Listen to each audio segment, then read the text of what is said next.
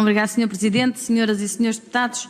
Sr. Presidente ou ex-Presidente Pedro Nunes, a quem agradecemos a disponibilidade para estar aqui nesta Comissão de Inquérito e nos prestar os esclarecimentos necessários, dizer-lhe também, em jeito de nota prévia, que eu também sou do Distrito de Leiria e conheço bem Pedrógão Grande. Depois também, as nossas primeiras palavras do PSD, como não podiam deixar de ser, são para todos aqueles que, direta ou indiretamente, foram vítimas dos incêndios de 2017. O PSD lamenta profundamente a tragédia ocorrida e está sempre ao lado das vítimas e na defesa dos seus interesses. E, Sr. Deputado João Dias, tudo o que diga em sentido contrário é mero ruído para desviar a atenção do objeto desta Comissão de Inquérito. Enaltecemos também aqui a onda de solidariedade até então nunca vista. Deixamos também aqui a nossa homenagem aos bombeiros voluntários, vítimas dos incêndios, e a todos os bombeiros voluntários que incessantemente e incansavelmente lutam todos os anos no combate a este flagelo. Ao tempo em que ocorreram os incêndios de Pedrógão Grande, o senhor era Presidente de Junta da Freguesia de Pedrógão. Por isso, o senhor vivenciou certamente na primeira pessoa, como já aqui teve a oportunidade de relatar, a tragédia e o drama que ocorreu aos pedroguenses, e na sequência da sua vivência e na sequência do conhecimento direto que teve, é que pretendemos que nos esclareça. O senhor ex-presidente de Junta, senhor Pedro Nunes, o senhor não está aqui a ser julgado. O senhor está aqui a prestar declarações nesta Comissão de Inquérito e quem tem que fazer prova é a Comissão de Inquérito do objeto que se propôs. Não é o senhor que tem que vir fazer prova. O senhor tem que relatar com verdade aquilo que lhe é questionado e dizer, e seguramente, o senhor sendo um autarca de freguesia, o senhor tem uma relação de proximidade com todos os seus fregueses, e eu também sou autarca,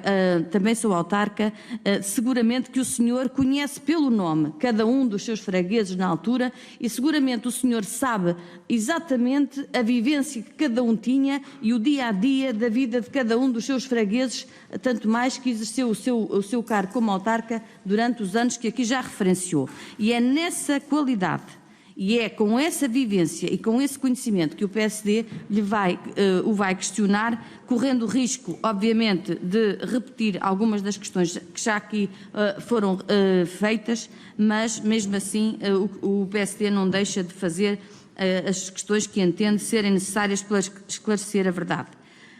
Senhor Presidente, na sua freguesia, e referindo-nos aqui à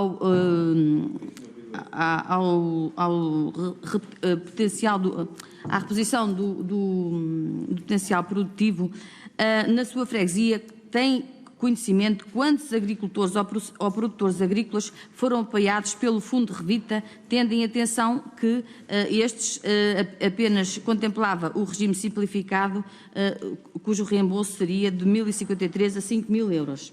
Obrigada. Muito obrigado, Sr. Deputada. Para responder, Sr. Presidente Pedro Nunes, faz favor. Sr. Deputado, muito obrigado pelas questões, pela apresentação. Objetivamente, não tenho conhecimento de quantos produtores foram apoiados pelo Revita. Obrigado. E tem conhecimento de quantos candidataram ao PDR 2020 para apoios superiores a 5.000 euros? Para responder.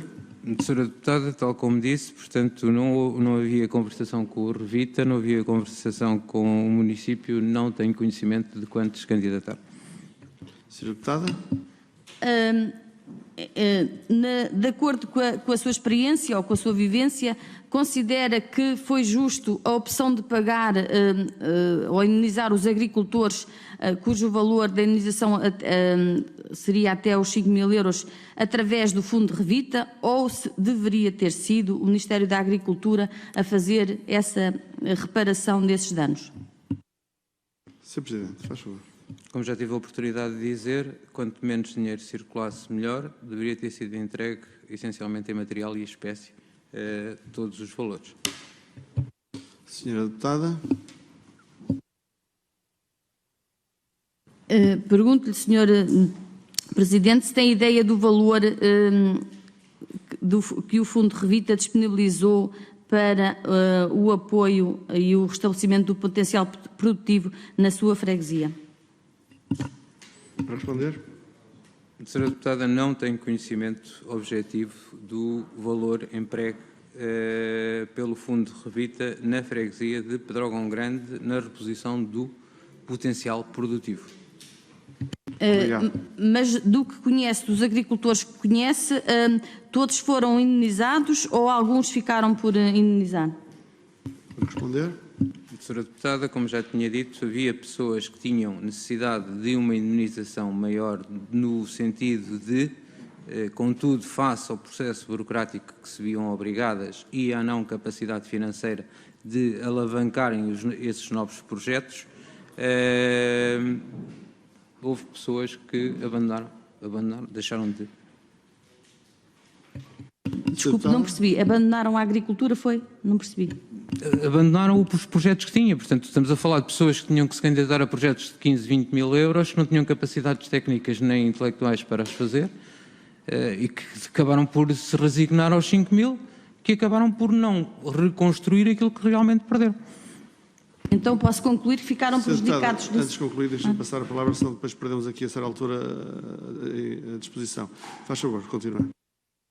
Senhor Presidente, então posso concluir que muitos agricultores ficaram prejudicados. Sr. Presidente. Senhora Deputada, como eu não estou aqui para falar em termos pessoais, eu diria, uma entidade, a Segurança Social, que vá ao terreno e coloque essas questões diretamente e que dê o resumo dessas questões como organismo oficial a esta Comissão para ela sustentar a resposta à questão que me colocou. Ponham as entidades que andaram no terreno, ponham-nas junto dos pedroguenses, junto dos agricultores de subsistência, a fazer a recolha dessa mesma questão, clara e objetiva, como a senhora me colocou. Muito obrigado, Sr. Presidente, pela sugestão. Senhora Deputada. Obrigado. Em tempo será adquirida seguramente a Segurança Social. Outra questão que ainda não foi aqui muito aflorada, mas que já foi aqui abordada, que é a linha de crédito para parqueamento de madeira queimada de resinosas. Foi utilizada na sua freguesia? Sr. Presidente. A linha de crédito para parqueamento, ouvi falar dela, não na linha de crédito. Ouvi falar em um grupo de madeireiros de quais tenho relacionamento diário, que havia necessidade de fazer-se o que se fez em 1993, fazer-se um parque de madeiras para que houvesse um controle do preço de... Só que nunca vi isso implantado. Muito obrigado. Obrigado, Sr. Presidente. Quanto às empresas, já aqui abordou, eu gostava de saber quantas empresas é que, já que fez uma referência, quantas empresas é que foram afetadas na sua freguesia? Sr. Presidente, para responder.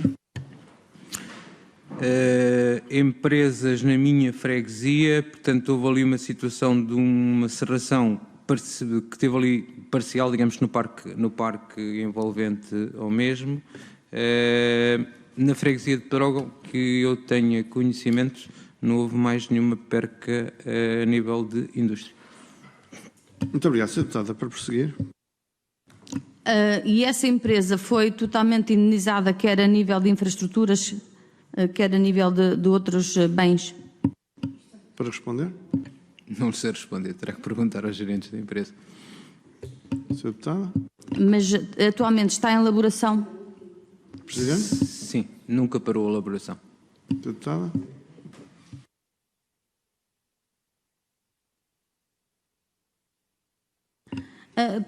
Pegando nas suas palavras, que já aqui referiu, a quando da inquirição inicial, o senhor disse que não foi visto nem achado e não foi chamado sequer para qualquer dar a sua opinião ou para participar em qualquer recuperação.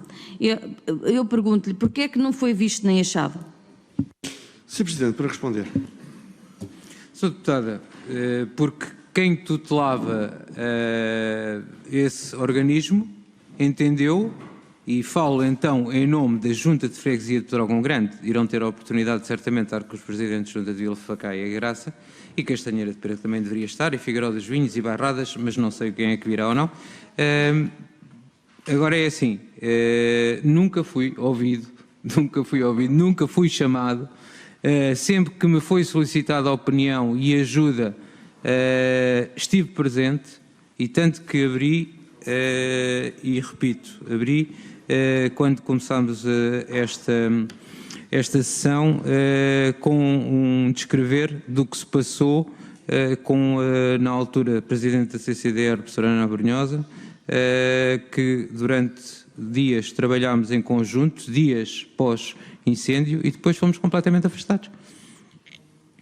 Muito obrigado. Senhora Deputada, para prosseguir. Volto a solicitar o seguinte: foi afastado por quem? Sr. Presidente. Então, antes que o português seja mal interpretado, não fomos chamados. Muito obrigado, Sra. Deputada. Não foi chamado por quem? Sr. Presidente. Por quem tutelava a organização, por quem tutelava o Revita, por quem tutelava a Segurança Social, por quem tutelava os organismos que estavam a dar apoio direto no terreno.